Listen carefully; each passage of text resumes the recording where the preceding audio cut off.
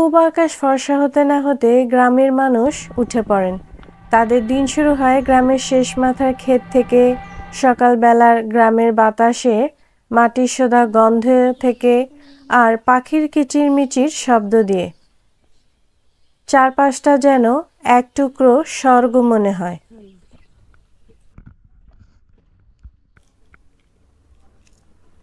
Hello viewers, আসসালামু আলাইকুম। সবাই কেমন আছেন? আশা করি সবাই ভালো আছেন।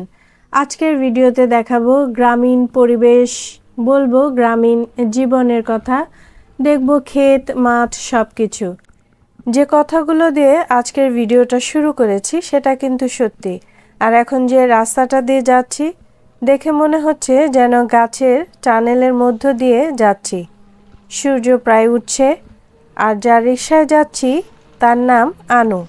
নর্মালি আনুর রিকশায় করে এখন আমরা দুই বোন বাজার ঘুরতে যাচ্ছি। আসলে ঘুরতে না, ঠিক কেনাকাটা করতে যাচ্ছি। তাই বাজারে যেতে যেতে যে রাস্তাটা দেখতে পাচ্ছেন অসাধারণ।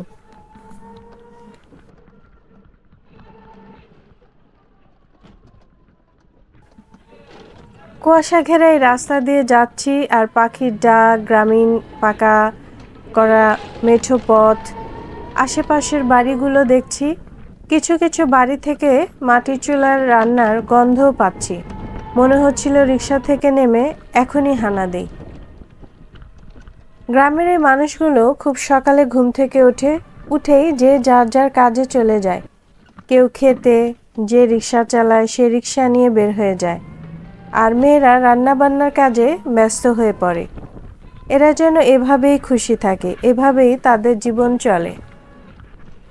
এই যে রাস্তাটা দিয়ে যাচ্ছি, সূর্যটা প্রায় না উঠেই গেছে। লাল যে সূর্য, দেখতে যে কি সুন্দর আর ভালো লাগছে সেটা আসলে বলে বোঝানো যাবে না। প্রথম সূর্য ওঠা আর উঠেই যে একটা আলো পড়ে, এটা দেখতে একদম অসাধারণ লাগে। রিকশা দিয়ে যাওয়ার সময় একটা ঠান্ডা মিষ্টি বাতাসও গায়ে লাগছিল। খুব বেশি গরমও না, আবার খুব বেশি ঠান্ডাও না। হালকা গরম কাপড় চোপড় গায়ে দিয়ে যাচ্ছিলাম, খুবই ভালো লাগছিল। রাস্তা দিয়ে যেতে যেতে চারিদিকে পাখির শব্দ, মানুষের কথার শব্দ, রিকশা ট্রিং ট্রিং শব্দ। মনে হচ্ছিল এ যেন এক স্বপ্নের দেশ। আসলে স্বপ্নের দেশ না, শান্তির দেশ, যেখানে কোনো কোলাহল নেই, গাড়ির কোনো শব্দ নেই, শুধু মানুষ, পাখি আর চারিদিকে সুন্দর একটা পরিবেশ।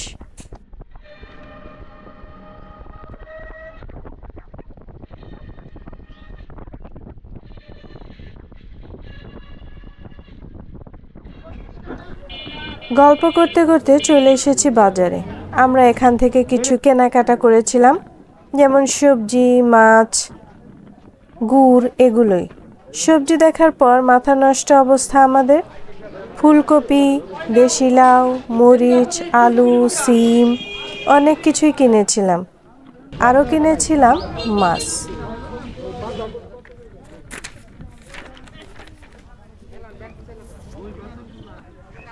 আসলে আমরা যাই কিনতে যাচ্ছিলাম তার দাম বেশি চাচ্ছিল। আমরা যা রিকশায় এসেছিলাম আনু ওই সব দামাদামি করে দিয়েছিল, আমরা শুধু পে করেছিলাম। যাই হোক, আমরা খুব বেশিক্ষণ বাজারে ছিলাম না, দ্রুতই কেনাকাটা শেষ করে ফিরে গিয়েছিলাম বাসায়। সবজির বাজারে আসার পর মাথা খারাপ অবস্থা, যা দেখি তাই কিনতে ইচ্ছে করে। এখান থেকে একটা লাউ কিনতে চেয়েছিলাম। অনেক দামাদামি করার পর একটা সুন্দর দেখে লাউ কিনেছিলাম 40 টাকা দিয়ে। এরপরেই আমরা মাছের বাজারে চলে এসেছিলাম। মাছের বাজার আসার পর তো মাছের বাজারের অবস্থা দেখে আরও খারাপ অবস্থা। এত ভিড় আর ধাক্কাধাক্কি যে কি করব বুঝতে পারছিলাম না। তারপরেও আস্তে আস্তে সাবধানে ঘুরে মাছ দেখছিলাম। এখানে এসেও একই অবস্থা, মাছ দেখার পর মাথা খারাপ, যেই মাছই দেখি সেই মাছই কিনতে ইচ্ছে করে। যাই হোক, তারপরেও ঘুরে টুরে বিভিন্ন ধরনের কিছু মাছ কিনে ফিরে গিয়েছিলাম বাড়িতে।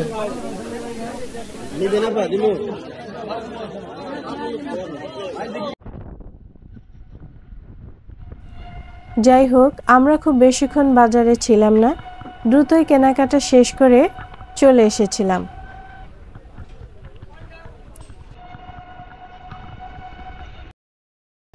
রাস্তা দিয়ে যেতে যেতে দেখলাম খেজুর গাছ কাটা হচ্ছে রসের জন্য।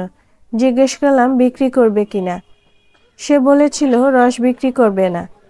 কি আর করা, মন খারাপ করে ফিরে গেলাম। এই যে ক্ষেত, এই কৃষকরা কত আনন্দ নিয়ে কাজ করছে। এই কৃষকরা কিন্তু জানে যে ফলন ভালো না হলে অনেক ক্ষতির মধ্যে পড়তে পারে। তারপরও প্রতি বছর এরা এইভাবেই মহা উৎসাহ নিয়ে কাজ করে থাকে, কারণ এরা মনে করে জীবন এমনই, যতই হারাই আবার নতুন করে শুরু করাই সবচেয়ে বড় জিনিস।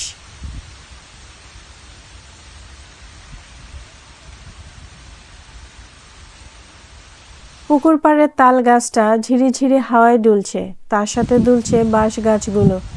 এরকম মন ভোলানো মনোরম পরিবেশে বসে বসে কৃষকদের কাজ দেখছিলাম।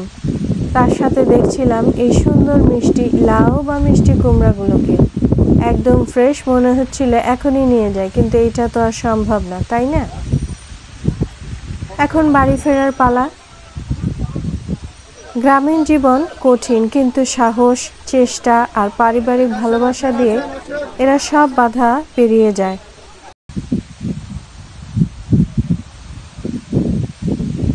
এখানে বসে থাকতে ভালোই লাগছিল, কিন্তু বাড়িতে ফিরতেই হবে। তাই এই গ্রামীণ জীবন বা গ্রামের ভিডিওটি কেমন লাগলো কমেন্টসের মাধ্যমে জানাবেন। আর ভিডিওটি ভালো লাগলে লাইক, শেয়ার, সাবস্ক্রাইব করবেন। পাশে থাকা বেল আইকনটি ক্লিক করতে ভুলবেন না। বেল আইকনটি ক্লিক করলে আমার করা নতুন নতুন ভিডিওগুলো সবার আগে আপনার কাছে পৌঁছে যাবে। সবাই সুস্থ থাকবেন, ভালো থাকবেন, সাবধানে থাকবেন। দেখা হবে নেক্সট ভিডিওতে কোনো নতুন জায়গা নিয়ে।